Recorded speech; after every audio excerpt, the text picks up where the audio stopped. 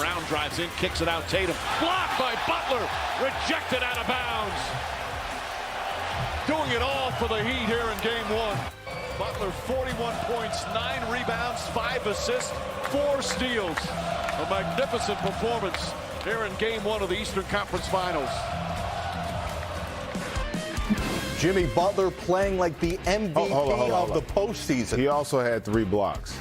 He did. I mean, he should just, 3 blocks is a hell of a stat for a guard. Here's the host, Greg Anthony. I'm Jared Greenberg, and Sam Mitchell to ride GA's coattails the rest of the way. Hold up, why are you putting me in this? I'm just sitting here watching and listening. I ain't saying a word, man. You need to stop doing that, man. Hey, can y'all give me a cup of haterade? I'm telling you, you need to stop. Welcome to the post-game edition of Playoff Central Live, presented by AT&T 5G. In a couple of moments, we'll take you back out live to FTX Arena for an extensive post-game press conference coverage. You'll hear from both head coaches, Ime Udoka and Eric Spoelstra, plus all the top players, and they'll react to Miami going up 1-0, taking advantage of the shorthanded Celtics, who were up by as many as 13 in the first half, and then the third quarter happened, and Miami totally flipped the script. They started the third quarter on a 22-2 run, and that's how they blew this thing wide open. I would have loved to have been a fly on the wall in that locker room at halftime, because Eric Spoelstra had to be beside himself, because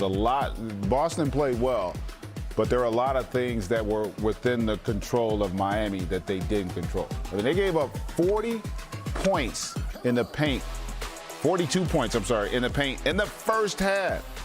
How many do you think they ended up with? I'll tell you, so you looking at your computer, it's too slow. 48. So they held them to 6 points in the paint. Right. Jason Tatum, 6 turnovers in that third quarter. And Jimmy Buckets went bananas. I mean, he was incredible. And big picture, if you're Boston, though, it's one game. Your goal as a team that has to win one on the road, look, we got to get one. Right. Whether it's 1, 2, 5, or 7. We know we have to get one of these games. So they're not going to be, I don't think, too distraught about this, especially after having to win a 7th game to get to this point, knocking out the defending champ. No question. We always wonder about rest versus rust in these scenarios. Miami's been off for about a week. Boston's coming right off an emotional win on Sunday. We're going to talk more about Boston in a moment. We're going to talk about the impact of Horford and Smart not being there. We're going to talk about Tatum starting off hot and then having an issue holding on to the basketball. But you wanted the platform to give Jimmy Butler his flowers. Jimmy Butler is probably the most underrated player in the league. And you hear that a lot that's thrown out there about certain players. But I say that from this standpoint. We all regard him as a really good player. But most people won't look at him as being a top 7, 8, 9, 10 player because he's not as flashy. And statistically, he doesn't wow you in the regular season. But they don't give trophies out for championships in the regular season. And in the postseason, this man, that's where he butters his bread. And to come into this game with all the talk, remember there was so many people saying that their Eastern Conference win 2 years ago, well, that was bubble related, it was COVID, they really weren't deserving. Then last year they come out and get swept by the eventual champs, and that kind of validated that conversation. And then this year they go out, they win the 1 seed. And arguably the best Eastern Conference we've seen in maybe a decade in terms of the depth at the top.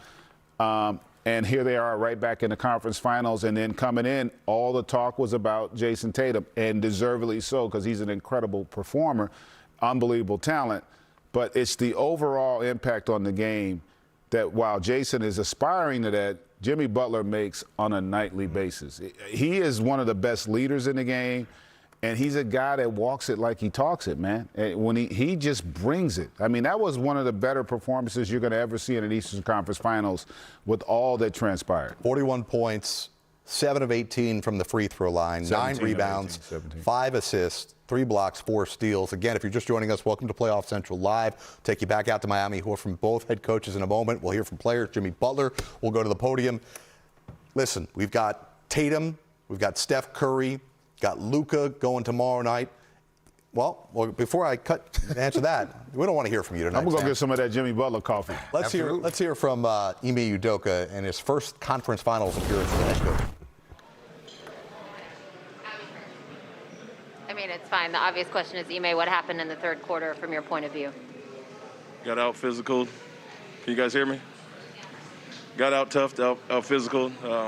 They looked like they came out in the second half and wanted to up their physicality and aggression and on both ends, and they did that. I don't think we obviously responded well to on either end of the floor.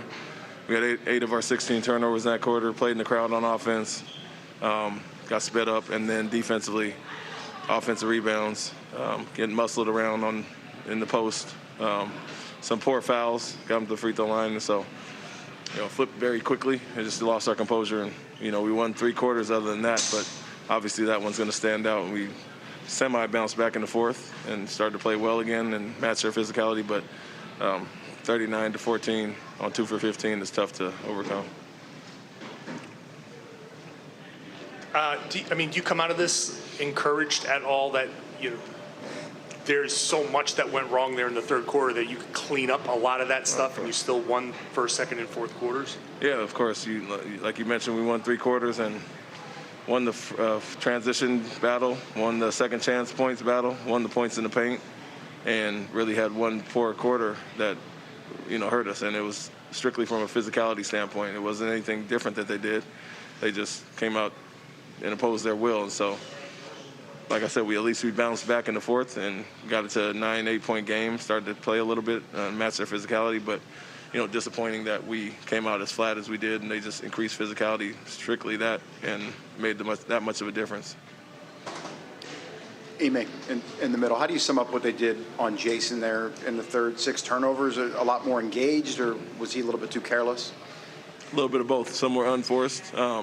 Like I said, they did increase their physicality, but as simple as it sounds, you just can't play in the crowd, which we did not do in the first half and got off the ball. And so 8 of our 6 were, from Jason, and a lot of them were just strictly playing in the crowd, trying to draw a foul, or, instead of just making the right play. And so, we all got caught up in the officiating a little bit in that quarter when they got physical. And I think instead of trying to make the right play or drive and kick, get to the basket, we were looking for fouls, and those led to some of those turnovers. Ime, how do you respond? Some of those plays, they just took the ball out of your guys' hands. It was toughness. They wanted it more. How do you respond to that? Do you guys have to be tougher? Of course, and that was the message after the quick timeout to start the half. We talked about it at halftime. They're going to increase the physicality, and it was a little disappointing that we came out and got caught off guard as far as that. But simple cleanups as far as what we always preach is don't play in the crowd. You draw 2 or 3, find your outlets, and we did that extremely well in the first half, finding guys for kick-out threes and dump-offs at the basket. And so kind of reverted back for 1 quarter, and it cost us. Ime, just to kind of follow that up, you had 17 first-half assists with the ball movement, only 1 in that third quarter. How much is all of that maybe steamroll just as you go on, and how tough is it to watch trying to get your guys to kind of fix and stop and take a breather and go? And with that said, how much do you think you missed Horford and Smart maybe in a place like that? I wouldn't say it's anything tough to clean up because we got back to it in the fourth quarter. We did it for 3 quarters, and obviously you make 2 baskets only, and you're going to get 1 assist in that quarter. It was just more so the things that we didn't do, which were making a simple pass, not playing in the crowd, and that led to those turnovers. So nothing that we can't clean up. We've been doing it, for the most part all season, especially the second half and in the playoffs. And it was no different from Milwaukee or Brooklyn or the teams that really load up on those guys. It's just we got caught up in the physicality and tried to draw fouls instead of making the right read. So, obviously Al and Marcus, 2 are veteran guys that kind of calm us down at times. You might miss that some, but like I said, it was a little bit of everybody. It wasn't just young guys and Peyton and those guys. It was Jason and some of our veterans making the same mistakes, so no excuse there. 2 questions for you, Ime. First, with Rob, in the fourth quarter there, it seemed like he may have hurt his knee again there. Is he any update into him? What happened with him there? And then how much, if at all, in terms of the third quarter, when they upped their physicality, did you see just some tired legs with a quick turnaround for you guys and obviously being undermanned as well? I think Rob just got a cramp in his calf, from what I heard, so nothing to do with his knee. I don't want to use the excuse of tired legs because we played an extremely good first half in general. We're energized and came out flat in the third quarter, so don't want to say it was anything to do with